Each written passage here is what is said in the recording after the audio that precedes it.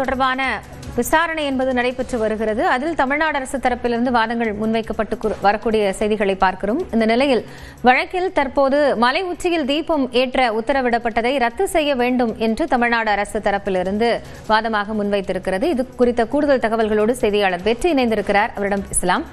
வெற்றி, என்ன காரணத்தை குறிப்பிட்டு இதற்கு தடை வேண்டும் என்று தமிழ்நாடு அரசு தெரிவித்திருக்கிறது? இந்த வாதத்தினுடைய முக்கியத்துவம்.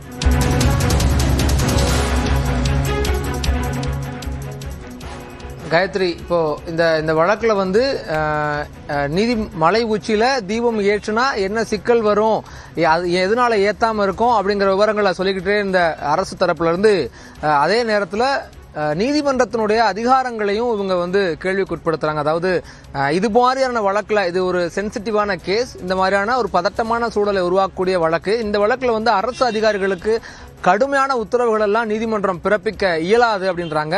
ரொம்ப முக்கியமா நீதிமன்றத்தினுடைய அதிகாரத்தை தவறா பயன்படுத்தக்கூடாது அப்படின்னு உச்சநீதிமன்றம் பல முறை சொல்லியிருக்கு. எனவே இதை கருத்துல கொண்டு உரிய உத்தரவு நீதிபதிகள் பிறப்பிக்கணும் அப்படிங்கிற ஒரு கோரிக்கை வைக்கிறாங்க. இன்னொன்னு, மலை உச்சியில தீபம் ஏற்றணும் அப்படிங்கிறது மனுதாரருக்கு ஒரு சட்டப்பூர்வ அதிகாரமே கிடையாது. அதை முடிவு செய்ய வேண்டியது கோவிலுக்கு மட்டும்தான் உச்சபட்ச அதிகாரம். அதுதான் கோவில் தான் இறுதி அதிகாரம். அவங்க தான் அதை முடிவு பண்ணணும் அப்படிங்கிறாங்க. அதனால தனி நீதிபதியினுடைய உத்தரவை ரத்து செய்யணும். ஆகம விதிகளுக்கு எதிராகவும் கோயில் நிர்வாகம் செயல்பட முடியாது. ஏன்னா ஒரு இடத்துல ஏற்கனவே தீபம் ஏற்றிக்கு இருக்கும்போது ஆகம விதியை மீறி இன்னொரு இடத்துல ஏற்றவும் முடியாதுங்கிறதையும் பதிவு செய்யறாங்க. இன்னொன்னு, தர்கா அருகில் இருக்கக்கூடிய தூண்ல தீபம் ஏற்றணும் அப்படின்னு சொல்றது தேவையில்லாத பிரச்சனையை உருவாக்கும். 100 ஆண்டுகளா ஏற்ற இடத்திலேயே தொடர்ந்து தீபம் ஏற்றணும் அப்படிங்கிறாங்க. மோட்ச தீபம் வழக்கமா ஏற்றிக்கூடிய இடம் மோட்ச தீபம் ஏற்றக்கூடிய இடம்னு ஆதாரம் இல்லாத ஒரு தகவல்களையும் சொல்றாங்க அப்படிங்கறதையும் சொல்றாங்க.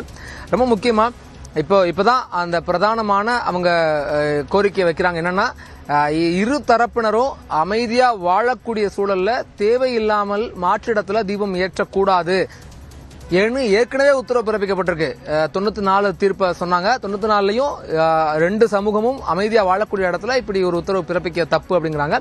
இன்னொன்னு, ரொம்ப முக்கியமா ஏற்கனவே எம் சுந்தரேஷ் இந்த உத்தரவு பிறப்பிச்சிருந்த நிலையில இப்போ இந்த விவகாரங்கள்லயும் மறுபடியும் தனி நீதிபதி தலையிட முடியாது அப்படின்னு சொல்லியிருக்காங்க. கோவில் நிர்வாகம் தான் முடிவெடுக்கணும் அப்படின்னு இருக்காங்க. அமைதி தான் நிலைநாட்டப்படணும். பிரதானம் அப்படிங்கிறது, இறுதி நோக்கம் அப்படிங்கிறது அமைதி தான், பொது அமைதி தான் அப்படின்ற விஷயமும் ஏற்கனவே உத்தரவுல தெரிவிக்கப்பட்டிருக்கின்றாங்க. ரொம்ப முக்கியமா மலை உச்சியில தீபம் ஏத்தணும்னு ஏற்கனவே தாக்கல் செய்யப்பட்ட மேல்முறையீட்டு மனுக்கள்லாம் தள்ளுபடி செய்யப்பட்டிருக்கு அப்படிங்கிற விஷயத்தையும் பதிவு செய்யறாங்க. ரொம்ப முக்கியமா இன்னொரு விஷயத்தையும் பதிவு செய்யறாங்க. மலை உச்சியில தீபம் ஏற்ற தொடர்பான ஏற்கனவே மனுக்கெல்லாம் நிராகரிக்கப்பட்டிருந்தது இல்லையா, அதனால எந்த ஒரு பக்தர்களுக்கும் இங்குதான் தீபம் ஏற்ற வேண்டும் அப்படின்னு உரிமை கோர முடியாது. தனிநபர்கள் உரிமை கோர முடியாது. கோவில் நிர்வாகம் தான் முடிவு செய்யணுங்கிறாங்க. அரசினுடைய தலையாய கடமை அப்படிங்கிறது பொது அமைதியை பாதுகாப்பது தான். தேவையற்ற பிரச்சனை ஏற்படும் போது பொது அமைதியை காக்கிறது தான் அரசினுடைய தலையாய கடமையா இருக்க முடியும் அப்படிங்கறதையும் பதிவு செய்யறாங்க. அதன் அடிப்படையில் தான் அரசு பல்வேறு நடவடிக்கைகள் எடுத்தது அப்படிங்கறதையும் சொல்றாங்க. சோ இப்ப அரசு என்ன சொல்றாங்கன்னா, தற்போது உள்ள சூழலை கருத்துல கொண்டு சரியான முடிவை கோவில் நிர்வாகம் எடுத்திருக்குது.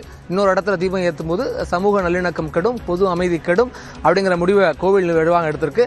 இரண்டுக்கும் இதனால தற்போது இந்த உள்ள சூழல்ல தீபம் ஏற்றுறது தான் சரி, ஏற்கனவே ஏற்றின இடத்துல தொடர்றது தான் சரி இப்படிங்கிற ஒரு வாதத்தை பதிவு செஞ்சிருக்காங்க. இப்போ அரசு தரப்புல என்ன ஒண்ணு சொல்றாங்கன்னா, அது கல் தூண், ஆனா அது தீபத்தூண் தானா, இதுக்கு என்ன ஆதாரத்தை மனுதாரர் நீதிமன்றத்தை தாக்கல் செஞ்சிருக்காரு. இது தீபத்தூண் தான், இது தீபத்தூணே அல்ல அப்படிங்கிற மிக மிக மிக அடிப்படையான ஒரு ஆதாரத்தை அரசு நீதிமன்றத்தில் சொன்னச்சு. தொல்லியல் துறை 2 நாட்கள் முன்னாடி ஆய்வு நடத்தியிருந்தாங்க. அதனால அந்த ஆய்வினுடைய அடிப்படையில் அரசு இந்த வார்த்தைகளை நீதிபதியிட்ட பதிவு செய்யறாங்க. அப்போ நீதிபதி எழுப்பியிருந்த கேள்வி, நீங்க நடத்தின ஆய்வுல அதை உறுதி செஞ்சீங்களான்னு கேட்டிருந்தாங்க. அதன் அடிப்படையில் தான் அது தீபத்தூணே அல்ல, அங்க தீபம் ஏத்துனதுக்கான எந்த ஆதாரங்களும் கிடையாது அப்படிங்கிற சொல்லியிருந்த நிலையில இப்ப அது கல் தூண், தீபத்தூண் அல்ல அப்படின்ற ஒரு இறுதி வார்த்தையை, இறுதி முடிவுக்கு அவங்க ஆதாரங்களை பதிவு செஞ்சிருக்காங்க. இன்னொன்னு, இந்த தீபத்தூண் தான் இதுல தீபம் ஏத்தணும் அப்படின்றதுக்கு மனுதாரர் கேட்டிருந்தாருல, கேட்டவரே எந்த ஆதாரத்தையும் கொடுக்கல அப்படிங்கறதையும் அரசு தரப்புல முன்வைக்கிறாங்க.